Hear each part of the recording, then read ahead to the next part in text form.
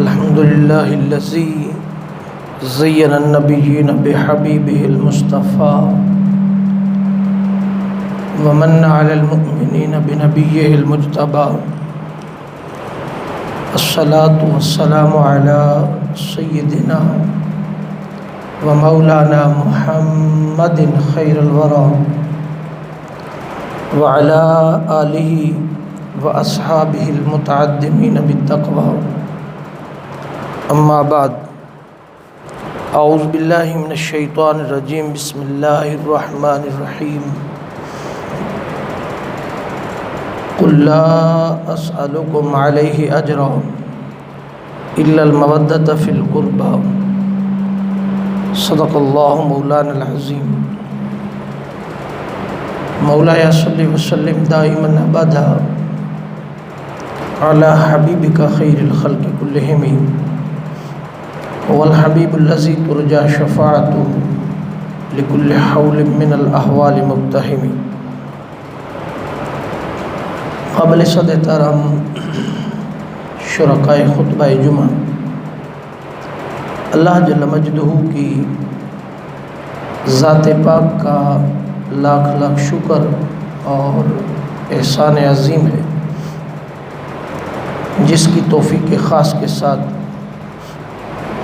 نماز جمعہ کے لیے ہم جمع ہیں. اللہ رب العزت ہماری اس حاضری کو اپنی بارگاہ میں شرف قبولیت عطا فرمائے.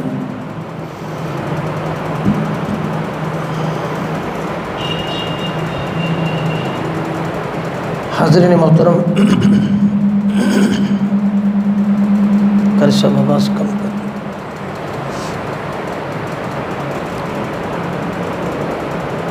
سید الشہداء امام علی مقام علیہ السلام کی عظیم الشان شہادت جو اسلام کی سربلندی اور اس کے احیاء کے لیے آپ نے کربلا کے تپتے ہوئے صحرا پر پیش کی، اس کا تذکرہ چل رہا ہے.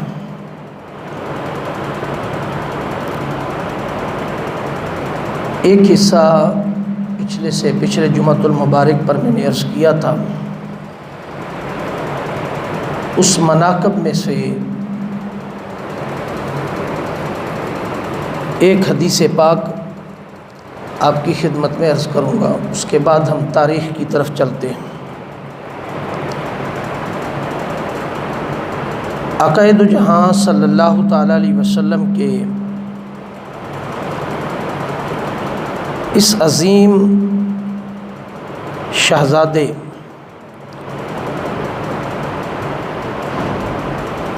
سیدنا حضرت امام حسین علیہ السلام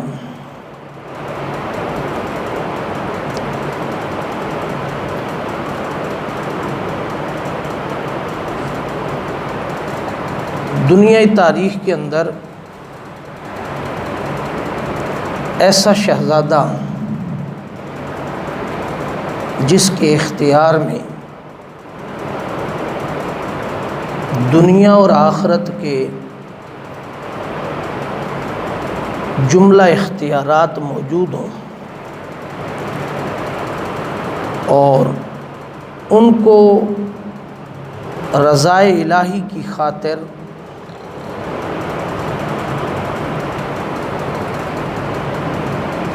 میدان کربلا کے اندر استعمال نہ کریں اور اللہ کی رضا پر راضی رہیں، تو یہ مقام رضا کا وہ مقام حاصل کر کے امت کو سبق دیا کہ جب اللہ کی منشا اور اس کی رضا اسی طرح ہو تو اس رضا پر راضی رہنا ہی نقطہ کمال ہے. یہ بات درست ہے کہ امام علی مقام کی شہادت اصل میں شہادت مصطفیٰ صلی اللہ علیہ وسلم تھی۔ جسم امام علی مقام علیہ السلام کا تھا، مگر شہادت امام حسین علیہ السلام کی تھی، امام آقا علیہ السلام کی تھی۔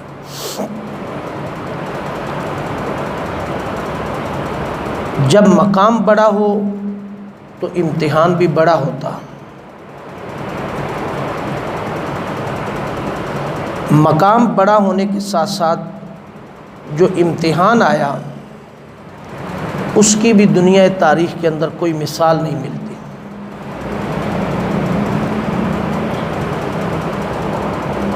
دوسری بڑی اہم بات کہ وہ شہزادہ جن کے آنے سے شریعت کے قوانین معطل ہو جاتے ہیں، جن کے چلنے سے شریعت چلتی ہے اور جن کے رکنے سے شریعت رک جاتی ہے، اس کی ایک بڑی مثال حضرت عبداللہ ابن بریدہ رضی اللہ تعالیٰ عنہ سے روایت ہے کہ آقا علیہ الصلوۃ والسلام ایک دفعہ خطبہ جمعہ ارشاد فرما رہے تھے، عربی کا خطبہ۔ اس حدیث پاک کو تاریخ دمشق اور ابن عساکر نے بھی روایت کیا ہے، اور کفایت الطالب اور المعجم الاوسط نے بھی بیان کیا۔ پھر اسی حدیث پاک کو حضرت امام احمد بن حنبل نے فضائل الصحابہ کے اندر بھی بیان فرمایا۔ حضرت عبداللہ بن بریدہ رضی اللہ تعالیٰ بیان کرتے ہیں کہ آقا خطبہ ارشاد فرما رہے ہیں عربی کا، حسنین کریمین تشریف لاتے ہیں۔ آپ نے سرخ رنگ کا لباس پہنا ہے، اور جو لباس آپ نے پہنا ہے ایک نے گرین کلر کا اور ایک نے سرخ کلر کا، ننھی معصوم پاؤں اور معصومانہ انداز کے ساتھ مسجد میں داخل ہوتے ہیں۔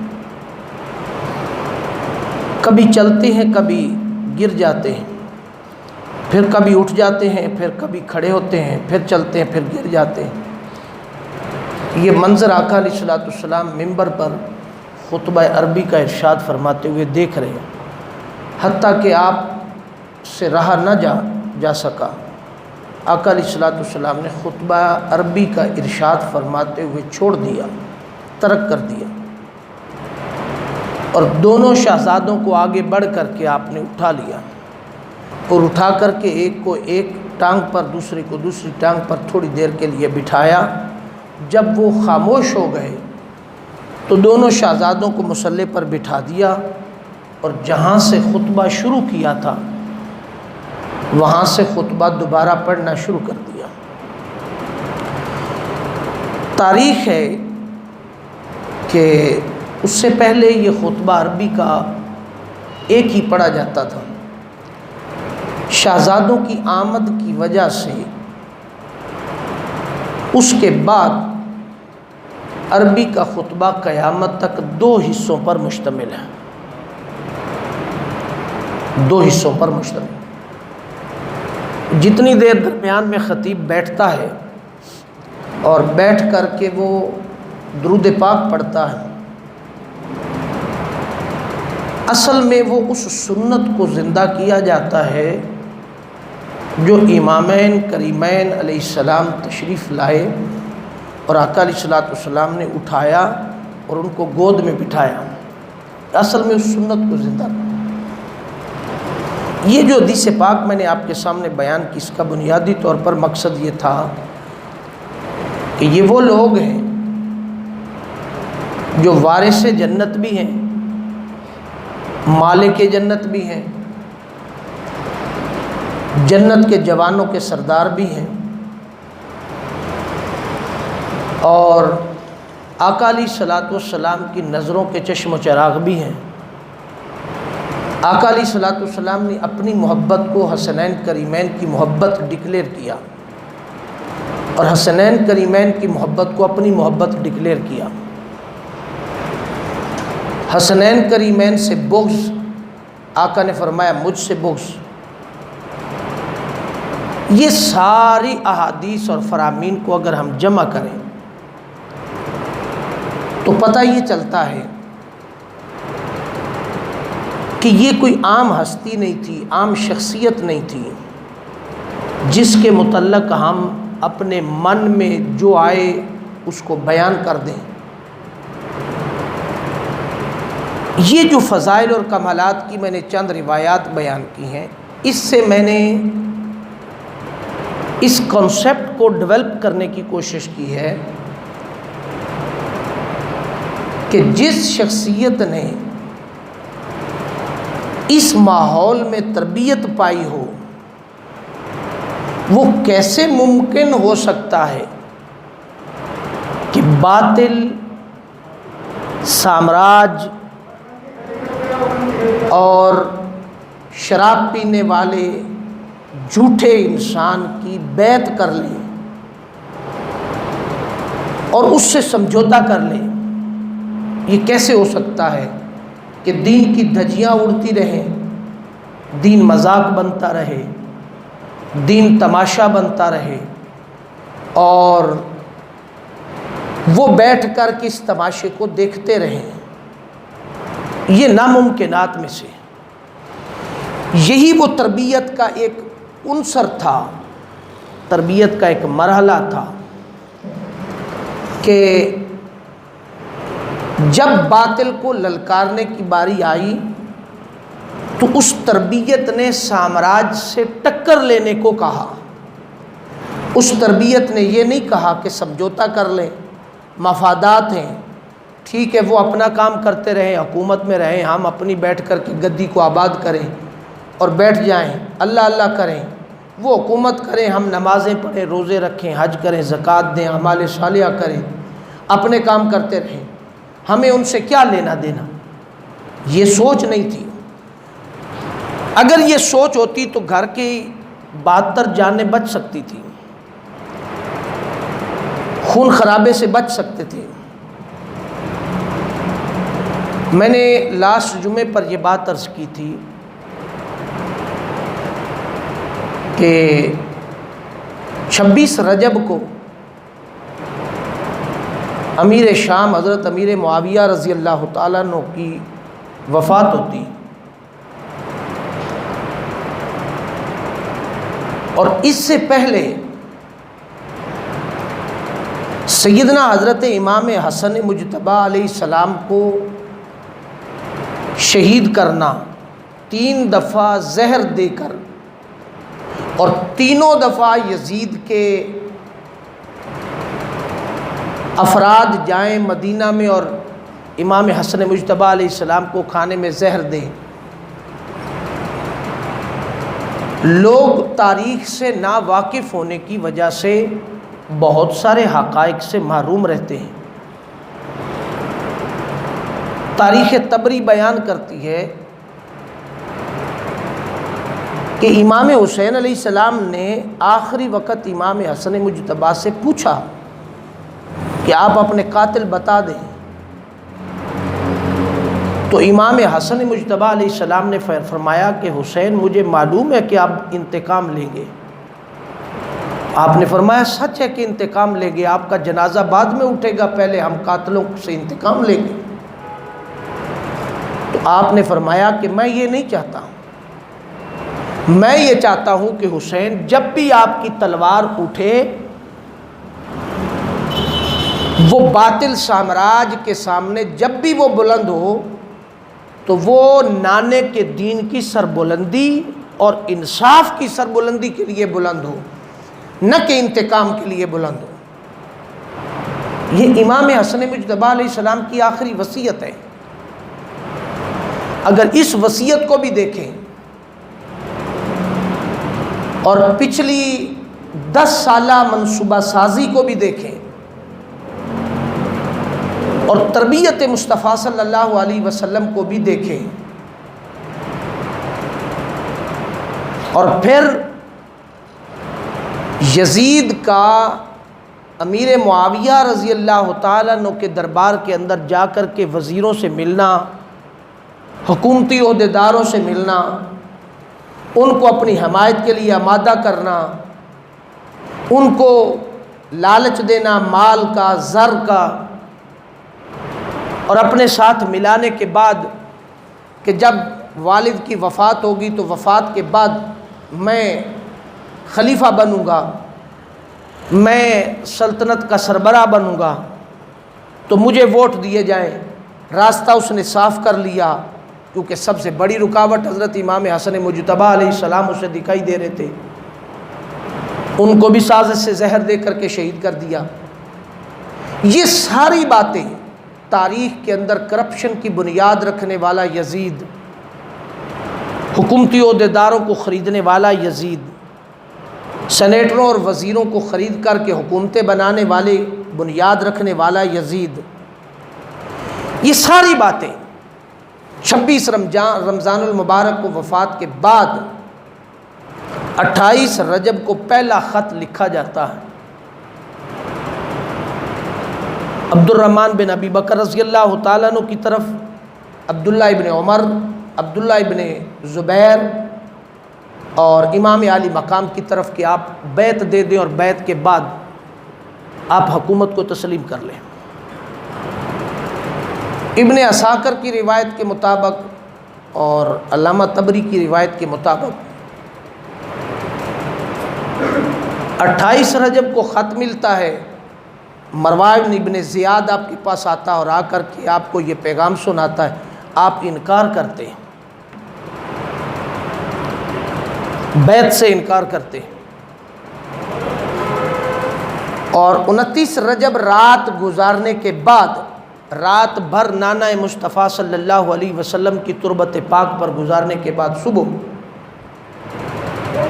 بات ہوتی ہے، ان سے مذاکرات ہوتے مگر بات بنتی نہیں۔ آپ نے فرمایا شرابی، زانی، کتے پالنے والے اور دین کی دھجیاں بکھیرنے والے اس طرح کے حکمرانوں کو وہ حسین کبھی تسلیم نہیں کر سکتا جس نے نانا مصطفیٰ صلی اللہ علیہ وسلم کے کندھوں پر کھیلا ہو، ان کے گود میں تربیت پائی ہو،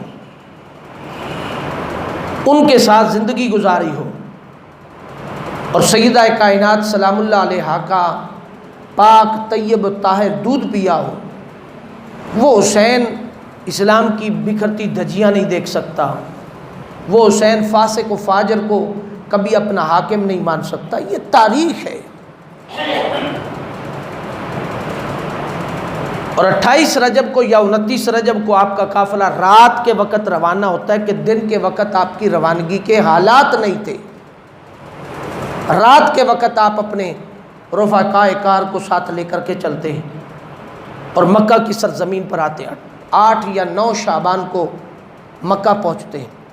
اب دیکھ لیں کہ سفر رجب میں شروع ہوا ہے، رجب کی آخری تاریخوں میں شعبان گزرتا ہے، شوال گزرتا ہے، ذیقعد گزرتا ہے، اور ذی الحج 4 ماہ مکہ کی سرزمین پر واعظ، نصیحت، درس و تدریس، حرم مکہ میں امام علی مقام کا وقت گزرتا ہے۔ یہاں یہ بات میں آپ کے ذہن نشین کرنا چاہتا ہوں کہ یہ بات یاد رکھیں، امام علی مقام علیہ السلام نے کسی بھی سلطنت کے اندر بادشاہت اور بغاوت کی بنیاد نہیں رکھی تھی۔ بادشاہت اور بغاوت کی بنیاد نہیں رکھی۔ بغاوت اور بادشاہت کی بنیاد رکھنی ہوتی تو مدینہ کی سرزمین پر جس وقت 26 رجب کو 28 رجب کو یزید حکمران بنا تھا، اس وقت آپ اپنے ساتھیوں کو مدینہ کی سرزمین پر بلا کر کے آپ کہہ دیتے کہ وہ ادھر کا حکمران اور ہم مدینے اور مکہ کے حکمران، تو الگ سلطنت بن جاتی، بغاوت ہوتی اس وقت۔ مگر ایسا نہیں ہو سکا، نہ آپ نے الگ سلطنت قائم کی، نہ اس کی بنیاد رکھی، صرف بیعت کرنے سے انکار پر مشکلات کھڑی ہو گئیں۔ آخر وہ کیا وجہ تھی جس وجہ سے یزید کی حکومت تنے تنہا چند افراد سے لرزہ براندام تھی، ڈرتی تھی؟ کیا وجہ تھی کہ ان چند افراد سے اتنا خوف تھا کہ پوری ریاست کی مشینری ان افراد کو خریدنے میں، ان افراد کو بیعت کرنے کے پر مجبور کرنے میں لگی ہوئی تھی؟ تمام گورنر، تمام مشینری ان افراد کو خریدنے میں، ان افراد کو بیعت کرنے پر مجبور کرنے میں لگی ہوئی تھی۔ آخر کیا وجہ تھی؟ وجہ صرف ایک ہی تھی، انہیں بھی معلوم تھا کہ یہ شخصیات کون ہیں، حسین کا مقام کیا ہے، اہل بیت اطہار کا مقام کیا ہے، یہ معلوم تھا انہیں۔ اگر مفادات کو دیکھتے تو مدینہ کی سرزمین پر کوفہ کی نسبت جنگ کرنا آسان تھا، یہاں نقصان شاید کم ہوتا، یہاں بہت سارے لوگ اور ساتھ دیتے، کیونکہ اس وقت بھی مدینہ کے کچھ لوگ حامی تھے، اور یہی وجہ تھی کہ مدینہ کے لوگوں نے مینڈیٹ دے رکھا تھا کہ یہ 4 افراد اگر بیعت کر لیں گے تو ہم بیعت کر لیں گے، اگر یہ 4 افراد بیعت نہیں کرتے تو ہم نہیں کریں گے۔ مگر وجہ کیا تھی؟ آپ نے رات کو جو خواب کے اندر آپ نے جو رات گزاری تربت انور پر، آقا علیہ الصلوۃ والسلام کے مزار پر انوار پر، آپ نے فرمایا نانا جان میں اپنے نام پر آپ کے شہر مدینہ میں خون ریزی نہیں چاہتا، وہ مدینہ کا شہر جس کے متعلق آقا علیہ الصلوۃ والسلام نے فرمایا انما یؤذون اللہ ورسولہ، جس نے اللہ اور اس کے رسول صلی اللہ علیہ وسلم کو اذیت دی، اس کا انجام یہ ہے کہ اللہ پاک نے اس کے لیے ساری زندگی دوزخ کا انجام رکھ دیا ہے، اور وہ دوزخ میں رہے گا۔ اور بخاری کے حدیث پاک ہے کہ آقا علیہ الصلوۃ والسلام نے فرمایا یہ تو انسان ہے، مدینہ کے لوگ انسان ہیں جس نے مدینہ کی شہر کے اندر اس کے سایہ دار درخت کو بھی، پودے کو بھی نقصان پہنچایا، اس نے گویا محمد الرسول اللہ کو اذیت دی ہے۔ مدینہ کے لوگوں کو اذیت دینا، مدینہ کے پودوں کو، درختوں کو اذیت دینا، یہ اللہ اور اس کے رسول کو پسند نہیں ہے۔ یہ بات یاد رکھیں۔ ان اللہ و ملائکتہ یصلون علی النبی یا ایھا الذین آمنوا صلوا علیہ وسلموا تسلیما، متصل اگلی آیت کو تلاوت کریں، انما یؤذون اللہ ورسولہ، اللہ اور اس کے رسول کو اذیت دینے کا انجام دوزخ رکھا ہے۔ انما یؤذون اللہ، مومنین کی بات اگر کرتے ہیں، مومنین کو اگر اذیت دی جاتی ہے کسی اور شہر کے اندر تو فرمایا یہ تہمت ہے، الزام ہے، گناہ کبیرہ ہے، اس کی سزا ہونی چاہیے۔ یہاں تہمت کی بات کی، الزام کی بات کی، یہاں سزا ہونی چاہیے، یہاں یہ بات کہی۔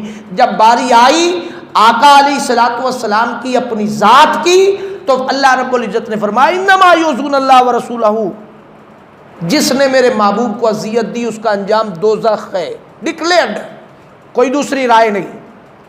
تو مجھے ایمانداری سے بتائیں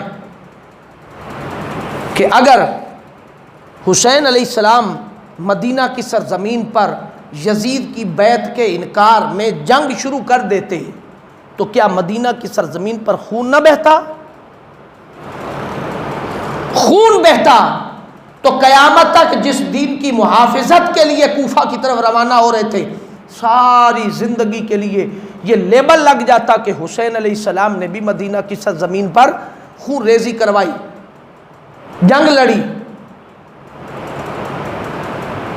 یہاں سے ایک استنباط کر کے عقیدت کا، محبت کا ایک نقطہ آپ کے ذہن میں ڈالنا چاہتا ہوں۔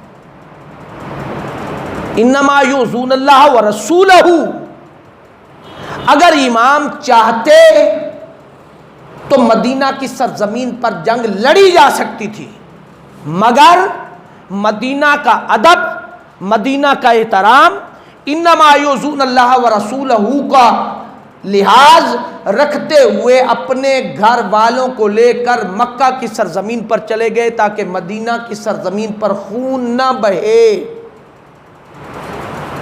محمد رسول اللہ کا شہر ہے۔ بات سمجھ آئی؟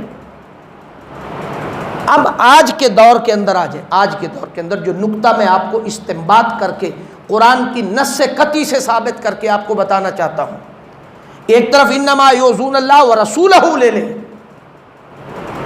اور ایک طرف مدینہ کی سرزمین پر امام عالی مقام کا خاموشی کے ساتھ اجازت لے کر آقا سے اپنے خانوادے کو لے کر مکہ کی طرف چلے جانا اور مکہ کے مدینہ کی سرزمین پر خون ریزی سے بچا لینا، اپنے گھر والوں کی قربانی دے کر وہاں سے چلے جانا، یہ عمل، یہ جملہ یاد رکھیں۔ اور آج کے دور کے اندر آ جائیں، جن لوگوں کو بڑا شوق ہوتا ہے، جن لوگوں کو مجبوریاں دکھائی دیتی ہیں کہ محرم کی سرزمین، محرم کا مہینہ شروع آ جائے تو کسی کو بیٹوں کی شادیاں یاد آ جاتی ہیں، کسی کو بیٹیوں کی شادیاں یاد آ جاتی ہیں، کسی کو کچھ یاد آ جاتا ہے، کسی کو کچھ یاد آ جاتا ہے، اور بڑے بڑے اشتہار لکھ کر لگا دیتے ہیں کہ محرم کا مہینہ ہے اور اس میں ہر طرح کے معاملات شرعی طور پر جائز ہیں، کوئی ممانعت نہیں ہے۔ یہ ساری فقہ ہے، یہ ساری شریعت ہے، تمہیں مبارک ہو اس شریعت کے اوپر، اس شریعت کے اندر کوئی ممانعت نہیں ہے، مگر انما یؤذون اللہ ورسولہ، اسی شریعت کے اصول کے تحت اگر حسین بھی چاہتے تو مدینہ کی سرزمین پر اپنا دفاع کر سکتے تھے، مگر جملہ کیا تھا؟ جملہ یہ تھا کہ اگر آج میں دفاع کر لیتا ہوں تو فرمایا نانے کے شہر کے اندر خون ریزی جائز ہو جائے گی، اور فرمایا دفاع بھی جائز ہو جائے گا۔ میں یہ نہیں چاہتا کہ قیامت تک حسین کے نام پر مدینہ کی سرزمین پر خون بہے۔ حسین کنبے کا کنبہ لے کر کے چلے گئے کہ مدینہ میں خون نہ بہے۔ ارے نادانو، اتنا تو سوچو کہ انما یؤذون اللہ ورسولہ، محرم کے دنوں کے اندر کوئی اگر خوشی کرے گا، شایانے بجائے گا اور اپنی خوشیوں کا اظہار کرے گا تو یہ دل کس کا دکھے گا، اذیت کس کو پہنچے گی؟ حضور کی آل کے مہینے کے اندر غم کے دنوں میں خوشی کے شایانے بجانا، یہ اذیت کس کو ہوگی؟ یہ تکلیف کس کو ہوگی؟ اس کو تکلیف دینا چاہتے ہیں جن کے صدقے سے شریعت کے قوانین ملے۔ یہ بات یاد رکھنا ہمیشہ۔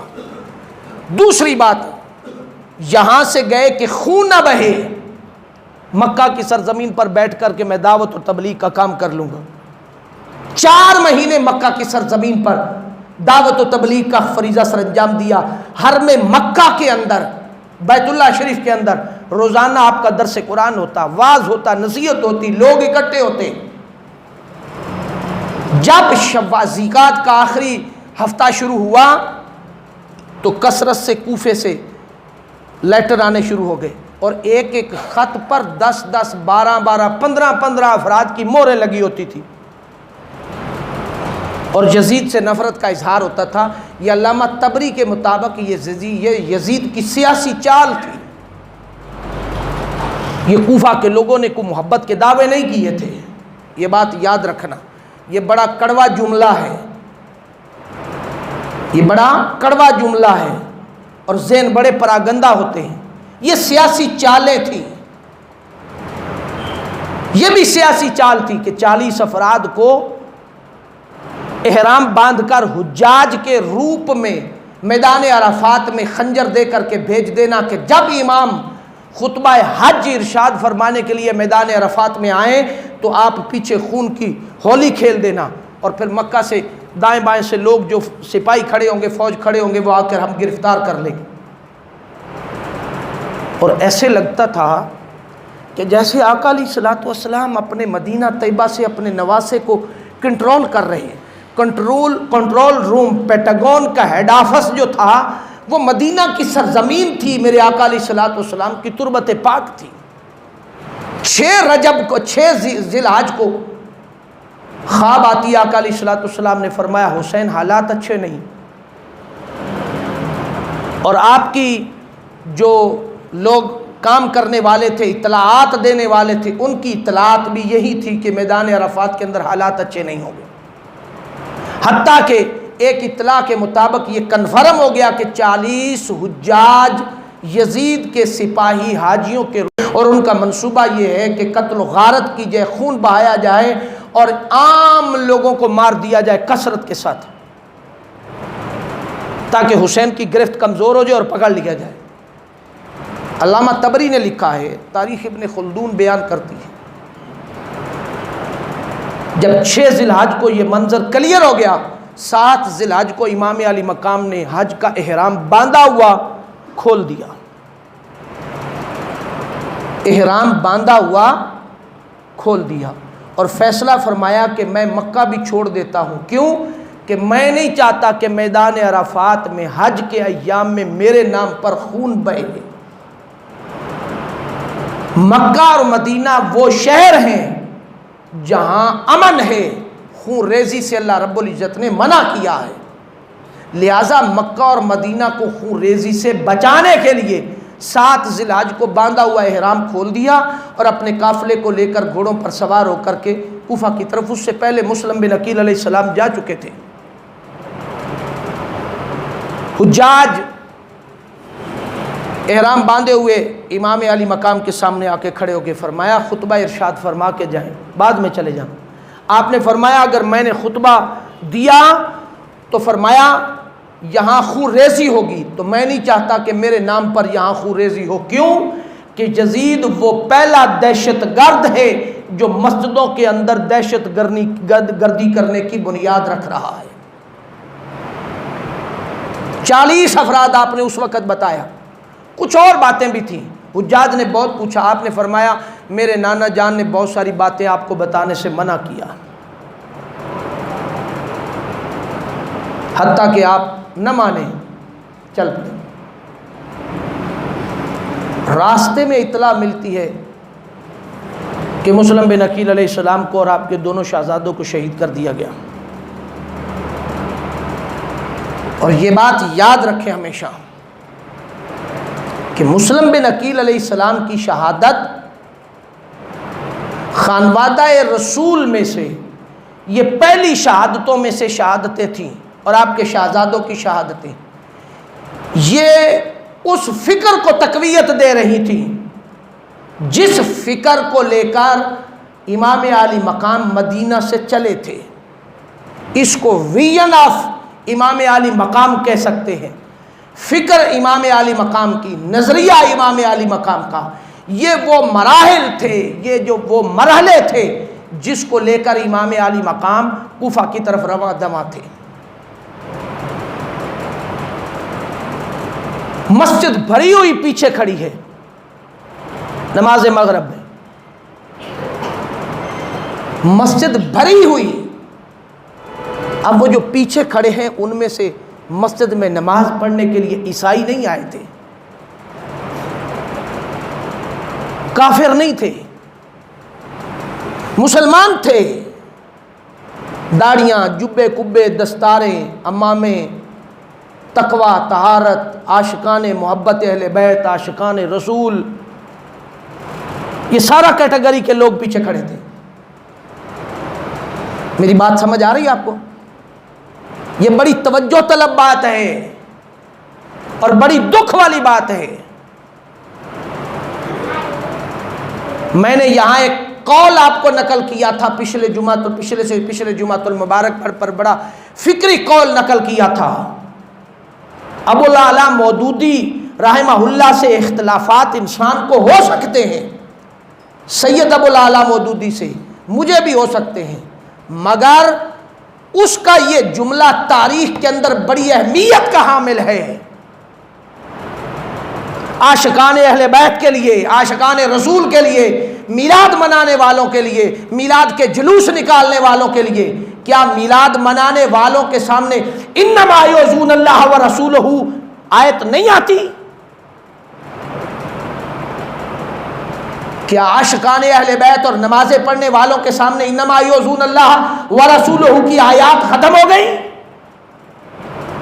سید ابو اعلیٰ مودودی نے لکھا تھا کہ اگر حسین نے انکار کیا تھا یزید کی بیعت کرنے سے تو یہ سوال نہیں بنتا، یہ سوال نہیں ہے کہ حسین نے کیوں نہیں یزید کی بیعت کی، یہ سوال نہیں ہے، سوال یہ ہے کہ اگر حسین نے یزید کی بیعت کرنے سے انکار کیا تھا تو اوروں نے کیوں کی؟ اوروں نے اگر حسین چاہتے تھے کہ یہ فاسق و فاجر ہے، اس کی بیعت میں نہیں کر سکتا، تو وہ جو کوفہ میں مسلم بن عقیل کے پیچھے لمبی لمبی کرگلیوں والے، تروں والے، جبوں والے، کبوں والے، لمبے لمبے تقووں والے، لمبے لمبے عاشقان رسول، لمبے لمبے عاشقان اہل بیت، وہ جو مسلوں پر کھڑے ہو کر رونے والے، اللہ کی بارگاہ میں حیاء اہل بیت بیان کرنے والے جو پیچھے کھڑے تھے، انہوں نے بیعت کیوں کی؟ کیا انہیں فکر حسین معلوم نہیں تھی؟ معلوم تھی، معلوم تھی انہیں، مگر انہوں نے بیعت اس لیے کی کہ وہ منافق تھے، وہ اندر سے بے ایمان تھے، پیسوں کے پجاری تھے، دین بیچنے والے تھے۔ الذین اتخذوا دینہم لہوا ولعبا وغرتہم الحیاۃ الدنیا کا تماشا دیکھنے والے تھے، جس کے متعلق سورہ اعراف کے اندر اللہ رب العزت نے فرمایا جب قیامت کے دن ان کو دوزخ میں پھینکا جائے گا تو یہ پوچھیں گے مولا کیا ہم ساری زندگی دوزخ میں رہیں گے؟ کیا جرم ہے ہمارا؟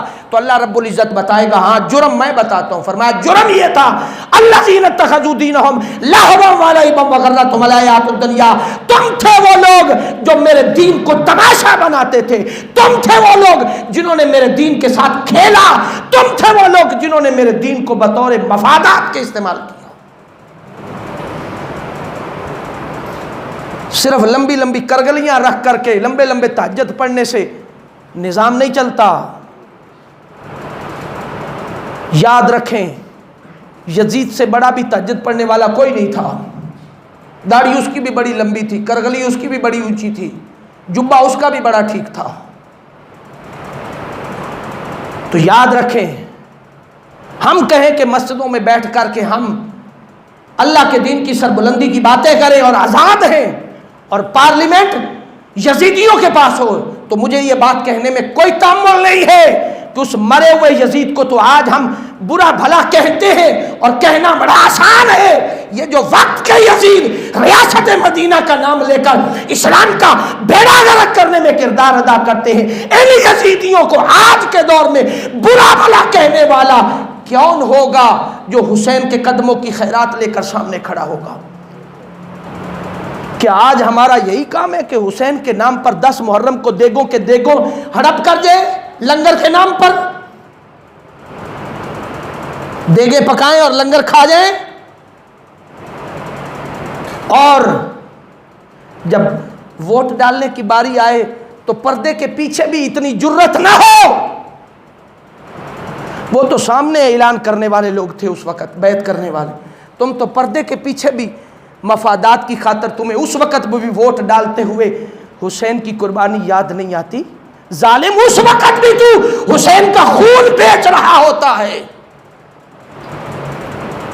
نام حسین کا لے رہا ہوتا ہے، نام میلاد کا لے رہا ہوتا ہے، نام عاشق رسول لکھوایا ہے، نام عاشق اہل بیت لکھوایا ہے۔ محرم آ جائے تو عاشق اہل بیت، ربیع الاول آ جائے تو عاشق رسول، ووٹ ڈالنے کی باری آ جائے تو ابن زیاد سے بھی زیادہ ظالم۔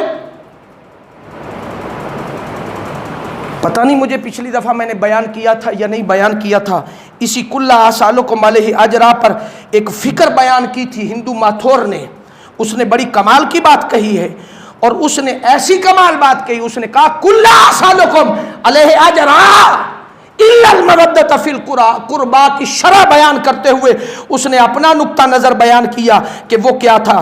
فرمایا اس نقطہ نظر پر اگر ان لوگوں کو شعور مل جاتا ہے تو اے مسلمان تو کہاں کھڑا ہے؟ اے مسلمان، اس پر اقبال کی ایک بات پہلے آپ کو بتا دیتا ہوں، اس نے کہا بشر کی سربلندی میں کوئی راز ہوتا ہے، بشر کی سربلندی میں کوئی راز ہوتا ہے، جو سر دے دے سر میدان وہی سرفراز ہوتا ہے۔ جہاں پہ ختم ہوتی ہے حدود انسانی، جہاں پہ ختم ہوتی ہے حدود انسانی، وہیں سے پنجتن پاک کی شان کا آغاز ہوتا ہے۔ اور اس پر ماتھور نے بڑی بات کہی خوبصورت، کلا سالکم علیہ اجرا پر۔ اس نے کہا جام پہ جام پیا پھر بھی تم مسلمان رہے، شرابوں کی دیگوں کی دیگیں پی جاتے ہو اور پھر بھی کہتے ہو ہم مسلمان ہیں۔ جام پہ جام پیا اور مسلمان رہے، قتل اماموں کو کیا پھر بھی تم مسلمان رہے، قتل اماموں کو کیا پھر بھی تم مسلمان کہے۔ اس نے آگے کہا یہی دین ہے تو اس دین سے توبہ ماتھور، یہی دین ہے تو اس دین سے توبہ ماتھور، شک پیغمبر پہ کیا پھر بھی تم مسلمان رہے، شک پیغمبر پہ کیا پھر بھی تم مسلمان رہے۔ اور اس نے آگے بڑی خوبصورت بات کہی ہے، کلا سالکم علیہ اجرا۔ اور میں سمجھتا ہوں کہ یہ شعر اس حدیث پاک کا مصداق ہے جس کے متعلق آقا نے فرمایا تھا میری اہل بیت کے ساتھ اگر کسی نے ایک رائی کے دانے کے برابر بھی احسان کیا ہوگا، اگر وہ احسان کا بدلہ دنیا میں نہ مل سکا تو قیامت میں اس احسان کا بدلہ دوں گا۔ یہ حدیث پاک میرا خیال ہے کہ ایک جمعے پر میں نے عرض کی تھی، وہ حضرت عبداللہ حضرت ابو طالب رضی اللہ تعالیٰ عنہ کی حوالے سے بات میں نے کی تھی، یاد آ گئی۔ یہ شعر اس کے مصداق لگتا ہے۔ فرمایا جس نے پالا پیغمبر کو وہ کافر رہے، جس نے پالا پیغمبر کو وہ کافر رہا، یزیدیوں نے قتل حسین کیا پھر بھی مسلمان رہے، پھر بھی مسلمان رہے۔ یہ وہ ماتھور ہے جس کا اسلام سے تعلق قطعاً نہیں ہے۔ اگر اس کو شعور کی خیرات مل سکتی ہے تو سجدے دینے والوں، نمازیں پڑھنے والوں، جب ووٹ ڈال رہے ہوتے ہو اس وقت صرف علی اصغر کی قربانی ہی تمہیں یاد آ جائے تو تمہیں حیا آ جائے۔ میں وثوق کے ساتھ کہتا ہوں ریکارڈ کرنے والے کر لیں، لکھ کر لے جانے والے لے جائیں، ان کو سنانے والے ان کو جا کر کے سنا دیں۔ مجھے پتا ہے کہ میری گفتگو آج کی ریکارڈ ہو رہی ہے، اور لے جائیں، لکھ کر لے جائیں۔ مجھے یہ بات کہنے میں کوئی تامل نہیں ہے، کوئی تامل نہیں ہے۔ جب ہم ووٹ کی پرچی ڈال رہے ہوتے ہیں، اللہ کی عزت کی قسم، لا الہ الا اللہ محمد رسول اللہ نماز پڑھ کر کے اگر ہم حق کے ساتھ نہیں کھڑے ہوتے تو ہم حسین کا خون بیچ رہے ہوتے، بیچ رہے ہوتے۔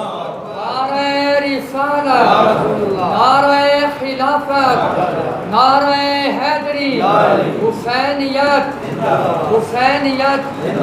اور بڑے بڑے تہجد پڑھنے والے، بڑی بڑی نمازیں پڑھنے والے، ریاست مدینہ کا نام لے کر اس امت کا، اس قوم کا خون چوسنے والے، بڑی بڑی تہجدیں، لمبی لمبی دعائیں مانگنے والے جن کی نمازیں بھی قضا نہیں ہوتی، وہ اپنے اقتدار کی خاطر اسٹیبلشمنٹ سے بک کر آتے ہیں، بیچ کر آتے ہیں، اور سب کچھ ایمان بیچ کر آتے ہیں۔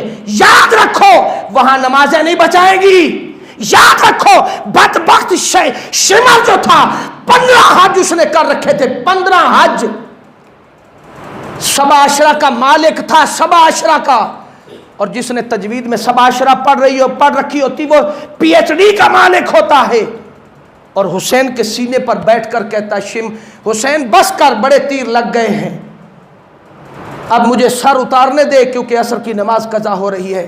تو میرے حسین نے فرمایا بدبخت تیری نماز عصر کی قضا ہو رہی ہے، اہل بیت کو وارثان جنت کو شہید کر کے تو کون سی نماز پڑھنے جاتا ہے؟ ذرا سینہ کھول، اپنا بٹن کھول ذرا اپنے۔ اس نے بٹن کھولے، سامنے برس کے نشان تھے سینے پر۔ میرے آقا نے فرمایا تھا سچ، میرے نانا جان نے فرمایا تھا تو ہی کوڑی کتا ہوگا جو اہل بیت کے خون میں منہ ڈالے گا۔ کلا سالکم، اہل بیت سے بغض رکھ کر اور فکر حسین سے بغض رکھ کر تم نمازوں کے بل بوتے پر جنت میں جانا چاہتے ہو تو مجھ سے لکھوا لیں، حالانکہ میں مفتی نہیں ہوں، میں فتویٰ نہیں دیتا، مجھ سے لکھوا لیں کہ تو جنت کی ہوا بھی نہیں لے سکتا، اور پھر فرمایا کُلَّ أَسْأَلُكُمْ عَلَيْهِ أَجْرًا، جس نے کہا جس نے پالا پیغمبر کو وہ رہا کافر، جس نے پالا پیغمبر کو وہ رہا کافر، اور یزیدیوں نے قتل حسین کیا پھر بھی مسلمان رہے۔ فکر سمجھو، فکر صرف 10 محرم کو دیگیں پکا کر کے اور 10 محرم کو ذکر اہل بیت کر کے جان چھڑا کے گھر کو نہ چلے جائیں۔ فکر حسین آپ کو پورا سال ہر قدم پر، ہر محاذ پر، ہر باطل کے سامنے ٹکرانے کے لیے قدم قدم پر آپ کو رہنمائی دیتی ہے، بشرطے کہ تم حضور کا امتی اور غلام بن کر کے فکر اہل بیت کو سمجھ لے تو تیری زندگی سمجھ جائے۔ اور اگر فکر اہل بیت کو تو سمجھ لے تو میرے آقا نے فرمایا تھا کہ میں اپنے بعد 2 چیزیں چھوڑ کر جا رہا ہوں، کتاب اللہ اور اطرتی، 2 چیزیں اگر تو ان کو دامن سے پکڑ لے تو 72 سالوں کے بعد بھی آج اس وطن عزیز پر دھکے نہ کھا رہا ہوتا۔ اگر سمجھا ہوتا تو 72 سالوں کے بعد بھی آج تو خوشحال ہوتا۔ ہمارے ہاں بدبختی یہ ہے، ہم ظلم کی چکی میں پیسے سے لیے رہے ہیں کہ ہم نے فکر حسین کو نہیں سمجھا، ہم نے بس یہی سمجھا کہ یہ شہزادوں کی جنگ تھی۔ نہیں نہیں نہیں، اصل میں یہ شہزادوں کی جنگ نہیں تھی، یہ اصل میں باطل اور سامراج تھا، وہ 2 قوتوں کے درمیان وہ محاذ تھا۔ ایک قوت حق پر تھی، اور حق کیا تھا کہ وہ باطل سامراجی نظام اس کو کلا کنا کرنا چاہتے ہیں، جو نظام غریبوں کا خون چوسنا چاہتا ہے اور میرے آقا کے دین کو برباد کرنا چاہتا ہے۔ اس دین کو بچانے کے لیے اور انصاف کے سر پرچم کو سر بلند کرنے کے لیے حسین نے قربانیاں دی۔ یہ فکر حسین اگر کسی کو نہیں سمجھ آتی تو وہ ماتھے پر محراب ڈال کر کے جنت میں جانے کا لالچ مت کرے۔ وما علینا الا البلاغ۔